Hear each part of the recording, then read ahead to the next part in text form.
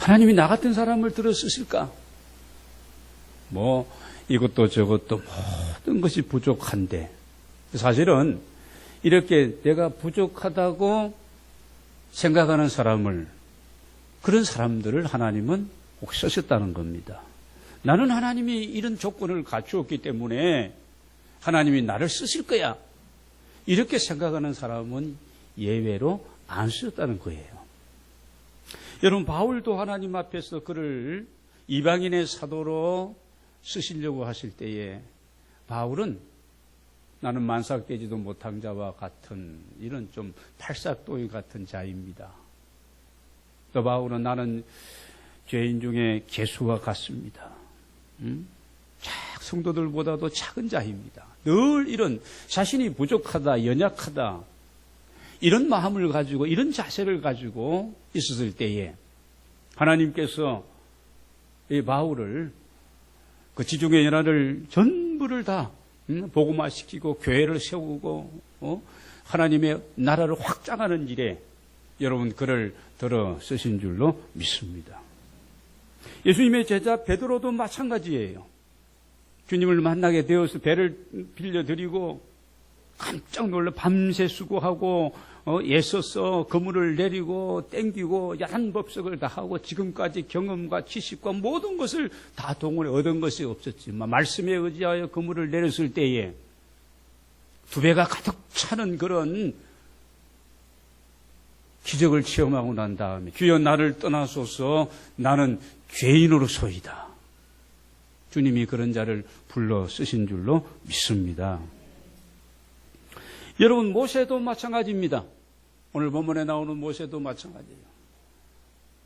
하나님께서 모세에게 미디안 광야에서 살아가고 있는 40년 동안 이 숨어 지내던 도망자로 살았던 모세에게 호렙산 가시던 불꽃 속에서 그를 부르지 않습니까? 내가 너를 애굽으로 보내겠다.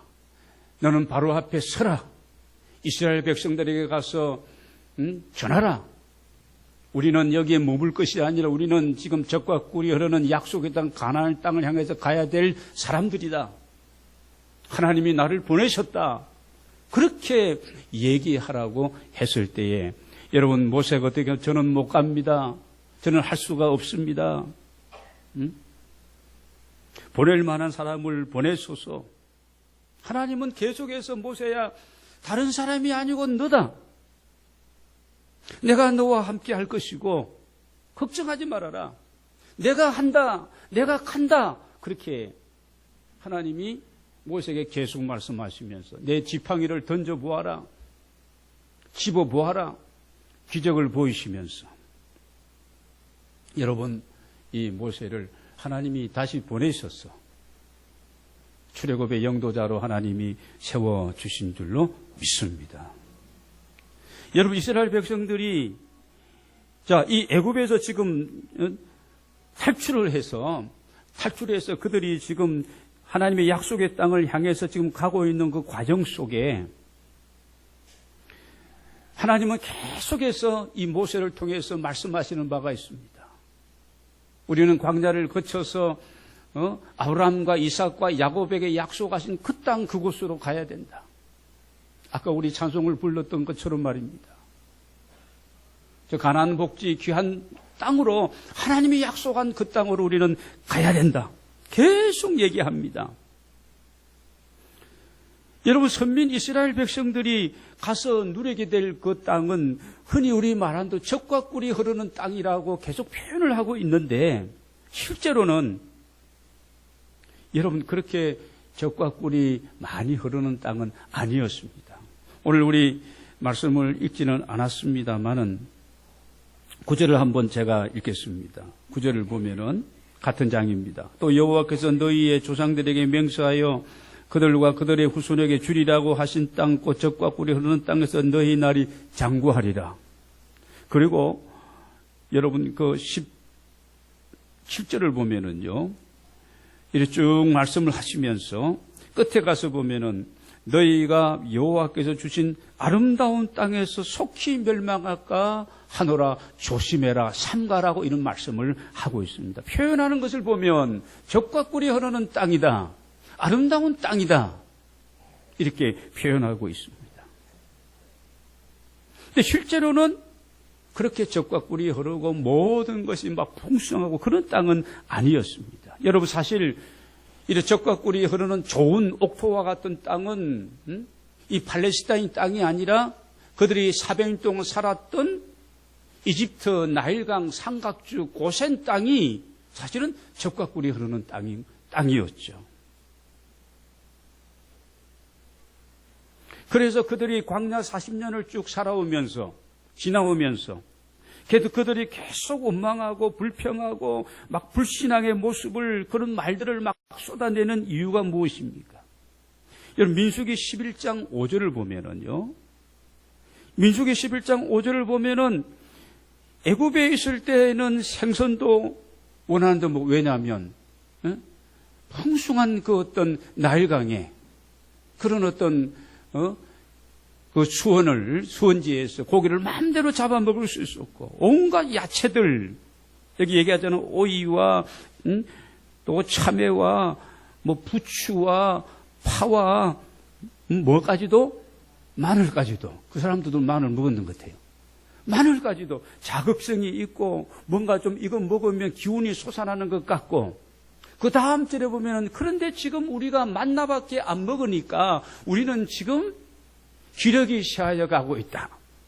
그렇게 지금 얘기하면서 불평, 원망 막 쏟아내고 있는 것을 우리가 보게 되었습니다.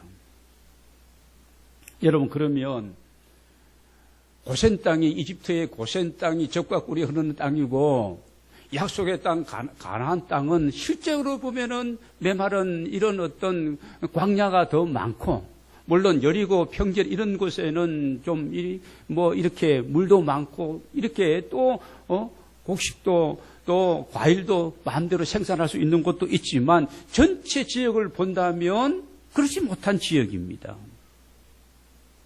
그러면 하나님이 거짓말을 하신 것인가?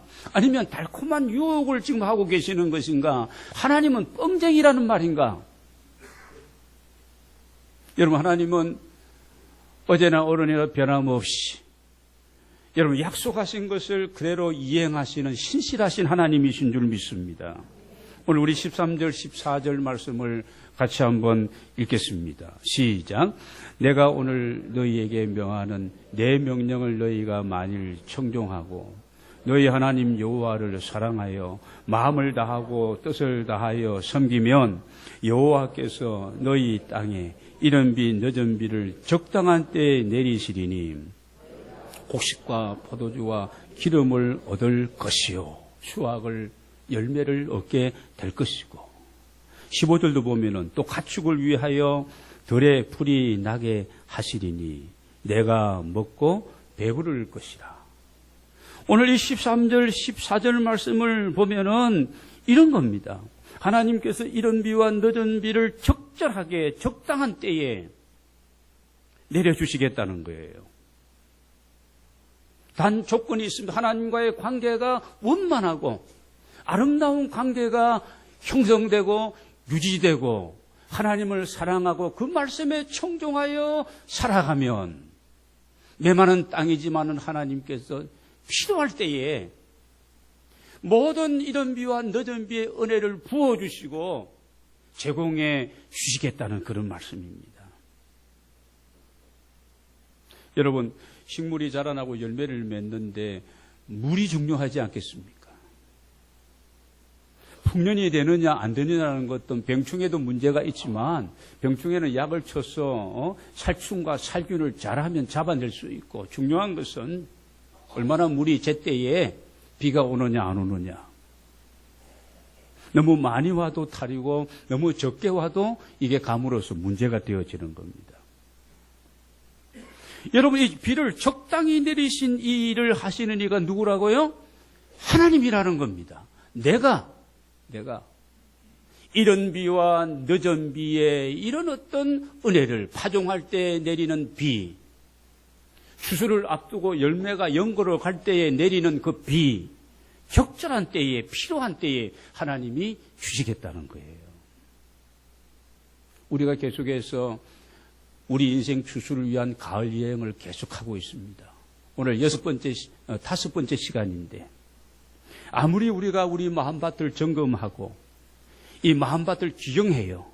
옥토로 만들고 뭐 걸러내야 될 것들, 뽑아내야 될 것들이 있다면은 전부 말씀의 쟁기로 갈아엎고, 때는 우리에게 주어지는 그런 고난과 역경을 통해서 우리가 깨닫고 다시 회개하고 돌아서고 마음을 여러분 다시 고르게 하고, 하나님 보시기에 정말 기뻐하는, 언제든지 하나님의 은혜와 말씀이 주어질 때에 내 마음밭에 그 씨가 뿌려지고 이것이 자라나고 열매를 맺을 수 있는 이런 부분이 다 여러분 점검이 되어서 내 마음속에 있는 가라지도 계속해서 뽑고 있다 할지라도, 여러분 적당한 은혜의 비가 내리게 될 때에 여러분 수확이 가능하다는 것입니다. 열심히 수고하고 노력하는 거, 땅을 점검하고 갈라엎고 거기에 퇴비를 주고 부드럽게 만들고 옥토로 영양가 있는 그런 토양을 만들어서 시기를 놓치지 않고 씨를 뿌리고 이 가라지들이 자라나는가 다 풀을 뽑고 제초제를 뿌리고 제거하는 거, 이건 누가 하는 일이에요?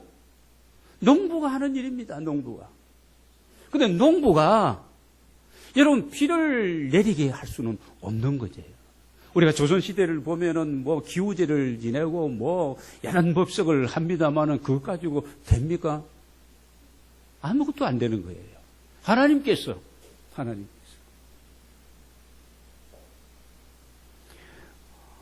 사랑하는 여러분, 오늘 예배하는 우리 모두 우리의 삶의 현장은 어떠하신지, 생존 경쟁 속에서 우리가 이렇게 살아가도 힘든 일도 꽤 많이 있을 것입니다.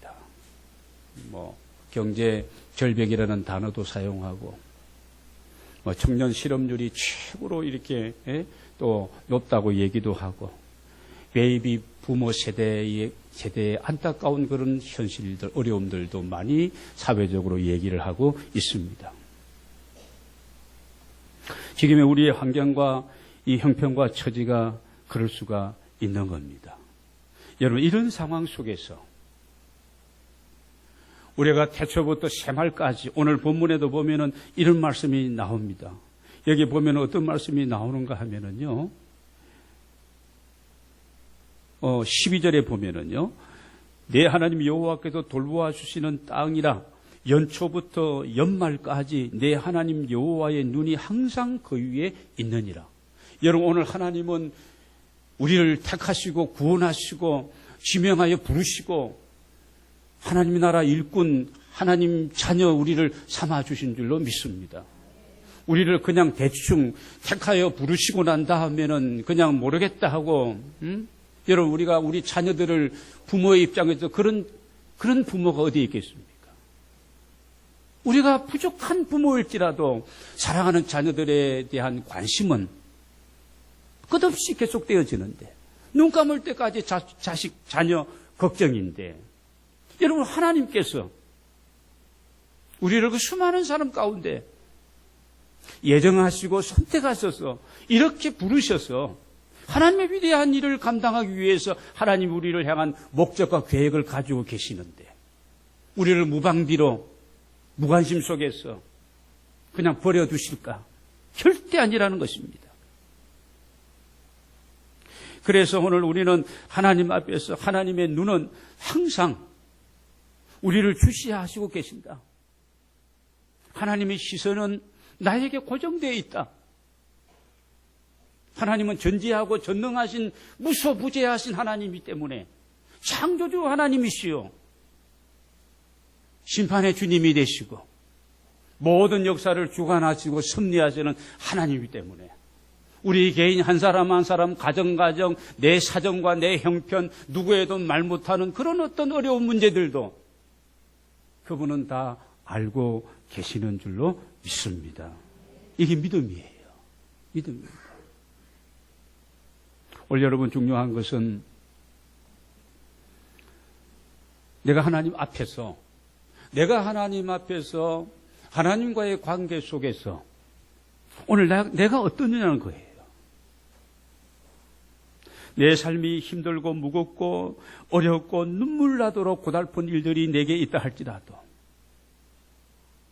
내 이 힘든 삶의 여정을 그분은 보시고 아시고 계시면서 그분은 우리가 다시 하나님 앞에서 회복되어지고 그분과의 관계 속에서 그분 앞에서 정말 승리하는 그리스도인으로서 하나님의 영광을 드러내는 하나님 앞에서 바른 참된 예배자로 주의 이름을 우리 주변에 있는 우리 사랑하는 자녀들과 이웃들에게 증거하고 내가 주님 안에서 누리고 있는 이 기쁨과 이 자유와 이 행복과 이 은혜를 그들에게 소개하고 여러분 그런 하나님의 사람들이 되기를 주님은 소원하고 계시는 줄로 믿습니다.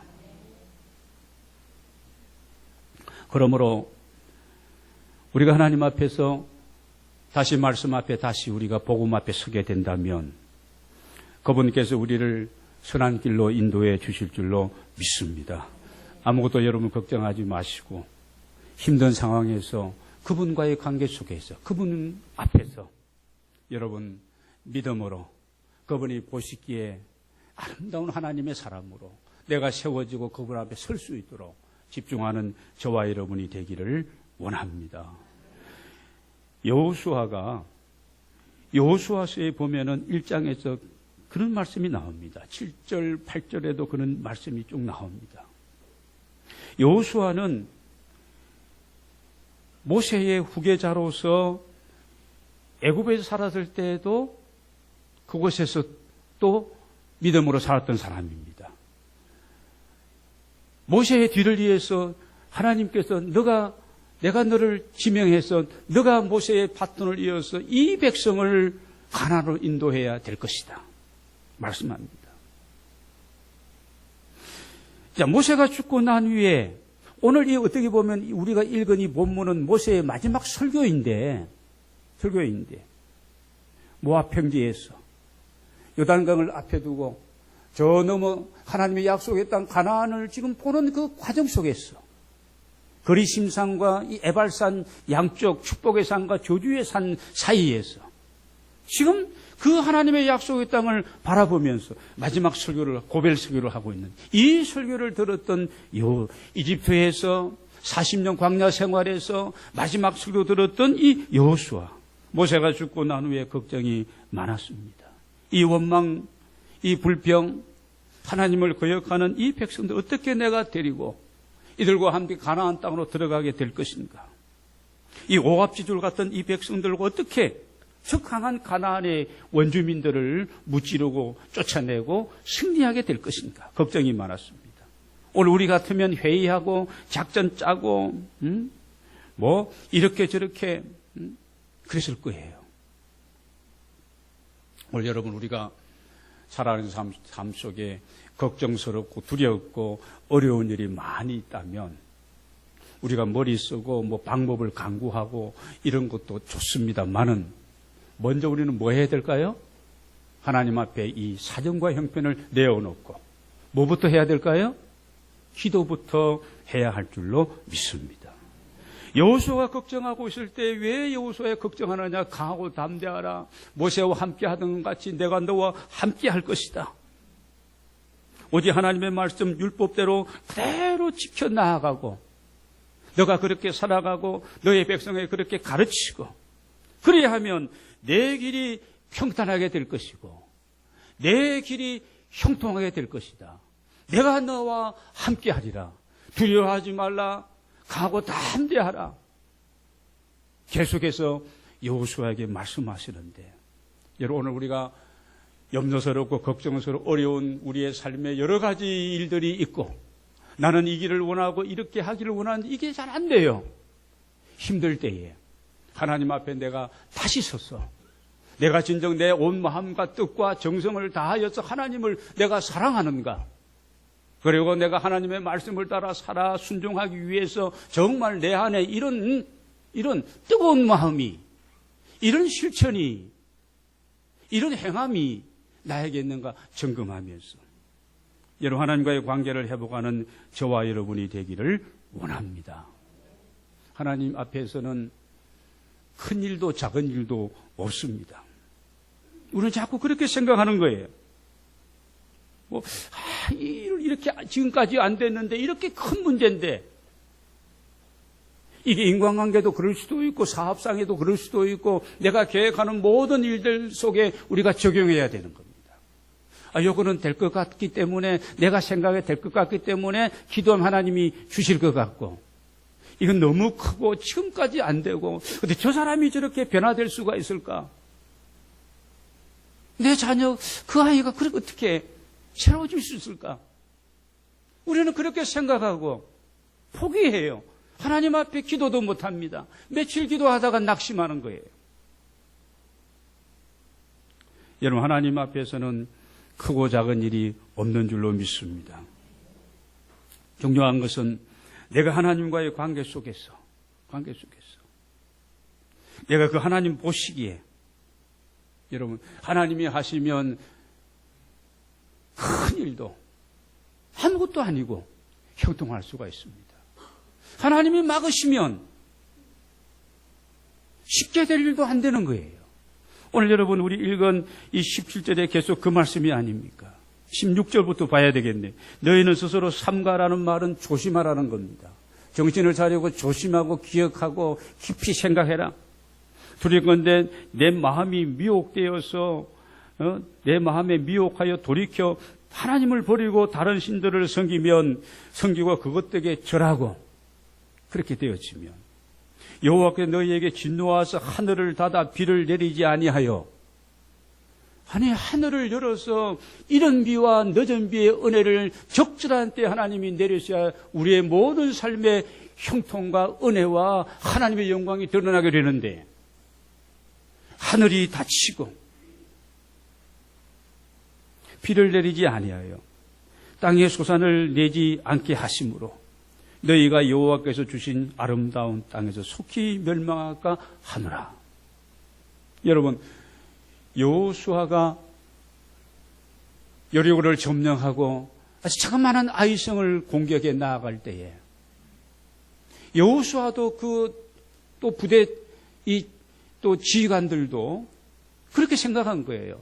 아니 견고한 여리고 성을 우리가 함락했는데 단번에 함락했는데 저 아이성쯤이야 생각하고 그냥 하나님 앞에 묻지도 않고 기도도 하지 않고 하나님 힘과 도움으로 삼지 않고 그냥 적당히 부대 보내어서 점령하고자 했는데 여러분 실패합니다. 사람들이 막 죽어나갑니다. 무슨 문제였습니까? 크고 여리고냐 아이성이냐가 문제가 아니라는 겁니다. 하나님 앞에서 하나님께서 오늘 우리 무리와 오늘 우리와 함께 하느냐가 중요한 부분입니다. 여러분 우리는 하나님 앞에 참 귀하고 소중한 하나님의 사람들인 줄로 믿습니다. 우리가 하는 모든 일들도 여러분의 가정생활, 여러분의 사회, 직장생활 다 그 일들은 하나님의 일들이에요. 중요한 일들입니다. 우리가 하나님께 많은 부분들을 맡겨야 되는 거예요. 맡기면서 내가 하나님 앞에 충성된 마음으로 하나님이 나를 부르신 그 소명을 따라서 내게 주어진 직임과 이런 은사를 따라서 내가 주님을 충성스럽게 섬기면서 주님을 따르고 주님 앞에 내가 서 있는 거 중요한 부분입니다. 여러분 하나님과 나와의 관계를 점검하는 기준이 있습니다. 여러분 하나님과 나와의 관계가 어떠하다고 생각하십니까? 이 점검의 기준은 내가 하나님 앞에서 말씀을 따라서 얼마만큼 내가 순종하느냐의 이게 기준입니다. 이 순종의 지수, 이 순종의 지수가 얼마냐? 50 정도냐? 아니면 70 정도냐? 아니면 100% 순종하고 충성하느냐는 거예요. 여러분 물이 끓을 때에 몇 도에 끓습니까? 물은 말하잖아요. 100도에 끓는데 98도, 99도도 뜨거워요, 안 뜨거워요? 손이 닿을 정도 뜨겁지만 물은 끓지가 않는 거예요. 그런데 우리가 보시기 바랍니다. 저도 그렇고 우리 모두가 그렇습니다. 우리는 좀 하다가 몇 번 하다가 그냥 우리가 내려놓고 포기하고 그런 거예요. 100도가 될 때까지 계속해서 내가 지난 시간에 말씀드렸잖아요. 다윗이 하나님 앞에서 기도의 눈물병, 그 눈물병이 다윗의 눈물병이 찰 때까지 자녀를 위해서 여러분이 기도하려면은 부모의 입장에서 어머니 입장에서 정말 하나님 보시기에 그 양이 찰 때까지 우리가 기도해야 돼요. 뭐 한두 번 기도해가지고 한두 번 이렇게 해가지고 되어지면 여러분 예수 믿는 거 그렇게 쉬울 거예요. 이게 그렇지 않습니다. 하나님 우리의 마음과 우리의 중심과 하나님 향한 믿음을 하나님은 늘 테스트하시고 계십니다. 이 하나님의 약속, 이른 비와 늦은 비의 은혜는 한 번 순종하는 자에게 이례적으로 허락되시는 그런 약속이 축복이 아닙니다. 여러분 몇 달 주일 성수했다고 하나님이 왜 하나님이 이런 어떤 변화와 역사를 내 삶 가운데 허락해 주지 않았을까? 내가 물질적으로 굉장히 힘든데 성경 말씀 보면은 하나님 앞에 물질을 구별하고 하나님의 것을 하나님 앞에 온전히 드려라. 그러면 하나님이 뭐 그냥 이렇게 창고가 가득히 차고 넘치도록 이런 은혜를 주신다고 했는데 이거 몇 달째 지금 하고 있는데 왜 안 될까? 내가 얼마만큼 내가 작심 3일이고 한 3개월, 4개월 전반기는 열심히 했는데 왜 이런 내 삶에 이런 조짐이 보이지 않을까?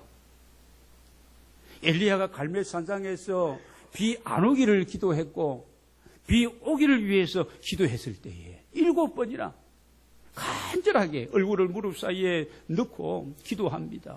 사원에게 가봐라. 꼭대기 올라가 보아라. 야, 뭐가 보이느냐? 아무것도 안 보입니다. 두 번째 또 가봐라. 안 보입니다. 계속 기도하는 거예요. 기도하는 겁니다. 아니, 불의 사자도 불로 응답했던 엘리야도 그랬는데 우리가 지금 보시기 바랍니다. 7이라는 숫자는 7번이 중요한 게 아니고 하나님 보시기에 믿음으로 여러분 하나님 앞에서 우리가 살아가는 겁니다. 몇 시간 내가 몇 번 기도했다고 이렇게 저렇게 했는데 왜 이게 어렵고 안 되느냐? 그게 아닙니다. 하나님 앞에 온전한 하나님의 사람으로 내가 서는 거예요. 100도가 될 때까지 온전한 헌신이 나에게 있느냐? 우리의 헌신이 감정적인 헌신이 되어서는 안 됩니다. 그냥 이렇게 좀 감동을 받을 때 은혜가 될 때 그냥 이렇게 그게 아닙니다. 우리는 인격체예요. 감정적인 부분과 의지적인 부분과 이 지적인 부분이 여러분 삼위일체가 되어서 이게 온전한 신앙이 되어지고 헌신도 부분적인 헌신이 아닙니다. 계산적인 헌신이 아니고 일부만 하는 그런 헌신이 아닙니다. 온전히 오늘 말씀의 핵심은 그런 겁니다. 이른 비와 늦은 비의 은혜를 부어주시는데 하나님 앞에 택함받고 소중한 분들에게 부어주시는데 풍성한 열매를 맺게 하시는데 뭐예요? 하나님과의 관계 속에서 자신을 점검하고 마음을 다하고 온 정성을 다해서 하나님의 말씀을 존중히 여기고 그 말씀대로 내가 얼마만큼 순종하느냐. 여러분 구원이라는 것은 우리가 하나님의 존재를 믿고 예수 그리스도 우리가 영접하면 우리에게 주어지는 구원입니다. 그러나 여러분 하나님의 은혜와 이 축복은 얼마나 우리가 순종하고 얼마나 인내하고 얼마나 믿음으로 사는가에 달려 있다는 것입니다.